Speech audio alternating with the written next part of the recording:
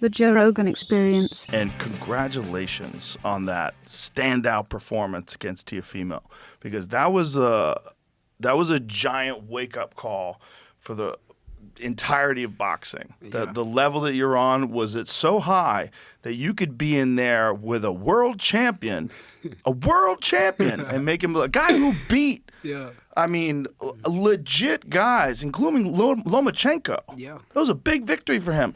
And you made him look like he had no business in there. Honestly, it's just hard work, dedication, and God-given ability. God-given ability. I think you have all that, plus intelligence, plus you started real young. And there's something about those dudes who start real young. You grow up with that. It's like in your central nervous system as you're a young child. Yeah. I mean, would you start boxing at like 5? I started boxing at 5, but honestly, you could say the same for Tio too, because he kind of started at like 7. So we both was kind of similar in like experience, but I just feel like with me, the God-given ability of my instincts always kick in. Like when we fought, I felt like my brain just knew how to win. Like it just, everything was just like my instincts kicked in and everything just took over. Like I didn't even, it felt like an out-of-body experience.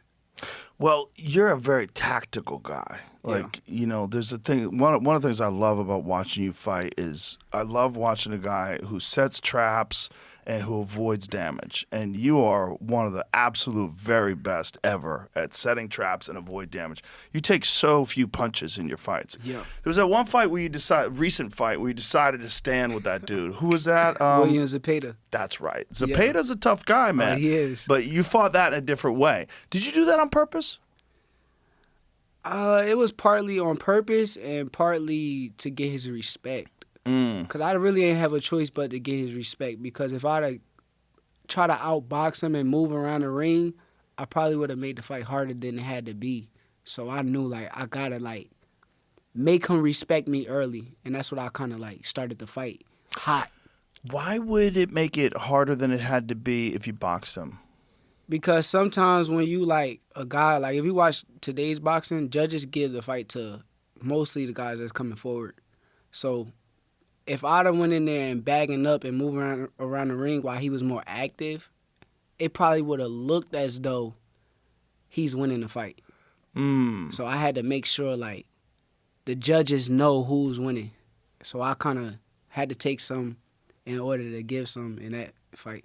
That was a very unusual fight for you. I saw an interview with you after that fight. We were like, I'm not fighting like that again. Fuck that. Yeah, because I know, like, I see, like, the modern day, like, the old school boxers and, like, the punishment that they taking, and you'll see them today, they can't really talk as well as, like the Andre Wards and the Floyd Mayweather who can talk good and still articulate things Terence. to their Terence, to their grandchildren, to their children. And for me personally, it's like I want to make sure that I'm able to really speak well to my kids and my grandkids and all of that. So taking punishment ain't for me. Like, yeah, I support that 100%, and I applaud fighters like you for setting an example for young fighters coming up.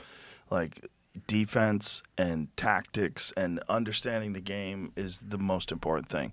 These guys that want to put on an entertaining fight and just go in there and slug it out, like, man, you are giving up your brain for some people who don't give a fuck about you. Oh, my God. That's the God's honest truth right there. I be seeing a lot of fighters nowadays where they stand there like punching bags and let people hit on them, and you'll see them after the fight, they marked up, and in a few years, I don't think that they're going to be able to speak as well as like somebody like me. So no, there's a bunch of examples of that, obviously. We could all see it. But, you know, it's a complicated sport, and for people that don't understand the sport and don't appreciate the sport, they just see two dudes punching each other.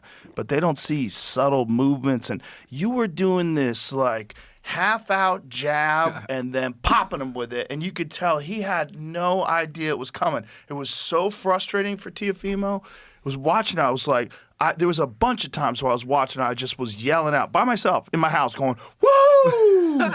That check right hook, ooh! It was so pretty, man. You hit him with some pretty shot, but it was just you were just tuning him up. It was a beautiful performance, man, because it was everything that I love in boxing. Yeah. Skill, movement, understanding, ring IQ, knowing what's happening, and every time he would get fired up and try to take it to you, the most he could do is touch your body. Yeah. It's all he was able to do. Honestly, for me personally, I feel like I'm like the best fighter in boxing, and I don't like mean this in no disrespectful way, because I got a lot of fighters in boxing that I still watch to this day that I like, and I'm like, okay, I'm still this. So Usyk. I love Usyk. I love Bivol. I love them Eastern European styles. But for me, like, I just feel like I'm a fighter that could do it all. Like, I can do it all. Like, whatever needs to be done to get the job done, I can do that. So some nights you might see I might outbox people. Then some nights I might stand there and beat a guy up and beat them at their own game. So I think for me, I'm the most complete fighter in boxing. Well, that mindset is what you need, especially in a sport where you've dominated divisions. Yeah. Right? So if you've dominated divisions and you're still looking to achieve a higher level, you can't just look at the guys that are your competitors. Yeah. Because at 135, it was so hard for you to get fights. Yeah. At 140 now, what are you going to do? You just do that to Teofimo? It scared a lot of people. Yeah. Nobody wants to look stupid. I mean, Teofimo's had some good fights in the past, and he's lost in the past, but he's never looked out of place. Yeah. And he looked out of place in that fight. It's crazy, though, because when I seen him, when he fought in New York on the Times Square card, I'm like, man, this dude is nice. Like, I'm sitting there, I'm like, whoa, like, I couldn't believe, like, how good he was. But it kind of, like, just made me get up. Like, I'm like, okay, I want to see, like, what he can do with me. Right. Because the way he made Arnold Barboza look in New York was, like, he just made him look like he's not on his level. Well, he wasn't on his level, but then Teofimo's not on your level. Yeah. I mean, this is the beautiful thing about competitive sports, especially boxing, this one-on-one, which I think is the purest form of competition, boxing and MMA, is that you can show that as great as a fighter is, like, people could watch the Teofimo fight and have no idea how good he is. Yeah, for sure. And I would say, go watch the Barboza fight, go watch the Lomachenko fight, go watch many of his fights. The guy was an excellent fighter. Still is an excellent fighter. But there are levels. Yes. And the mindset that you have, I am the best fighter in the world, period, is what allows you to beat guys like that. That and the hard work. For sure. Like I said, I'm God-given and I work super hard, and I think the biggest thing that I don't get credit for is my discipline. Like, I feel like I'm very disciplined when it comes down to making the sacrifices and making the life changes that I need to make in order to be 100% on fight night. And I feel like a lot of people don't give me. I mean, they don't know. They don't know. That's they just all see it is. You know, I be seeing like fans tweet and they be like, "Oh, get off Twitter or get off social media." But I'll be on social media like right after I just left the gym. I'm like, what's the problem? Like, I'm just talking my talk on social media right now. Like, let me live. Like, well, people are always looking to criticize, but there's no way you can have the kind of performances that you're having and not be locked in. And not be locked in. It's not possible, especially over 12 rounds. Yeah, because, I mean, you know better than anybody alive that the kind of discipline that it takes to be in the kind of condition that you have to be in to fight 12 hard rounds. They put on a virtuoso performance. So it's like, dun, dun, dun. It's crazy, though. Everybody, like y'all love the performance because y'all got to see it that day. But, like, for me, when I'm in the gym, it's still levels that I feel like I haven't got to shown to the world. Like, I kind of only really shown, like, 70% of, like, what I really could do. And I feel like with that performance, it was just like, okay, this is like an okay day in the gym. Like an okay day. It ain't like my best day in the gym. Like, I have, like, days in the gym where I'm like, ooh. I don't know how I just did that, but I'm just, like, on point. So it was a good day, though. The thing is, you're getting better. Yeah, for sure. You know, that's the thing. It's like those days that you have in the gym and this performance and the mindset that you have, like, it's still not saying I did it all not seeing, virtuoso performance, still only 70% of what you're capable of. Yeah. That's what takes a guy from being a very good fighter to being an all-time great. Yeah.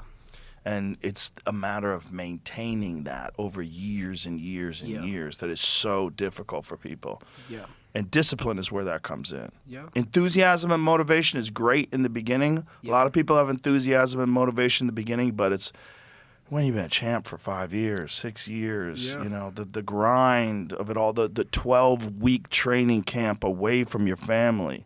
People don't think about that. Yeah, that's why I'm kind of glad that I got all of the things that happened in my career where I had a little trials and tribulations happened early. So when I had my hand problem and I had like a fight where I didn't perform as well as I wanted to, it kind of got me prepared for like now. Now it's like I'm 100% on top of my game. Like you're not going to be able to like beat me without me being like fully prepared. Like you're going to have to be a bad dude to come in the ring and beat me. Like, cause I just don't see it happening with none of these guys. Well, it's like how far you've gone, right? Like you started off at 5 and been intensely focused for all these years. How old are you now? 28. 28, Yep. which is prime. Yeah. That's it. Like 28 to like 34 is the best year. But then again, you look at Terence. I mean, he's at an age where a lot of people say it's over, and he put on the performance of his career against Canelo. I don't know how he do it. He's like a different human being. Like He's so smart. if I'm honest, he is like the reason. I'm not gonna say he the reason why I am who I am today, but he brought my game from like where it was at to like a very high level, and he don't even realize like he done that.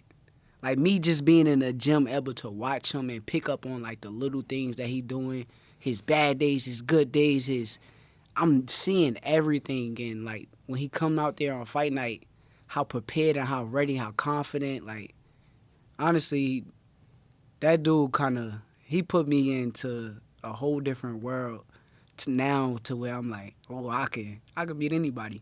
I get in there with Terence Crawford, and if I could spar with him, I could.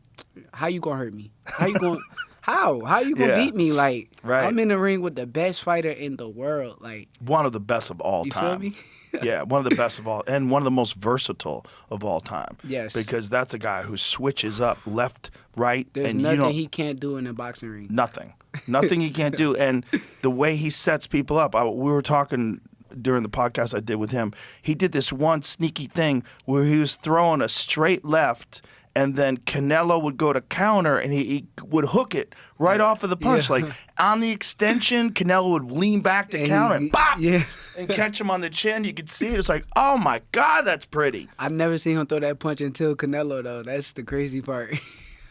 Being in the gym with another guy who's an all-time great, pound-for-pound best, that is so valuable. And so many guys don't like that because they don't want to be the second best, or they don't want to be in there with someone who's as good as them. You know what I mean? Like, iron sharpens iron. For sure. And for you to be a young guy who have a guy Terence is 10 years older than you? Yeah. Have a guy who's further down the path and be able to see him and absorb all that, that's better than any coach in the world. Yeah, but it's been going on for years. Like, it ain't like just a new thing. People don't understand. Like, when I was 19 years old, I was around Terence. Like, I was at his house playing him in 2K. We'd go to the gym, argue. Like, he really one of the most competitive persons I ever met in my entire life. But you have to be. I just never, like, for me, I just know for a fact my game has up because of that dude. Yeah. It has to. It's also, you're seeing this level that is so high in boxing. Like, you can compare it.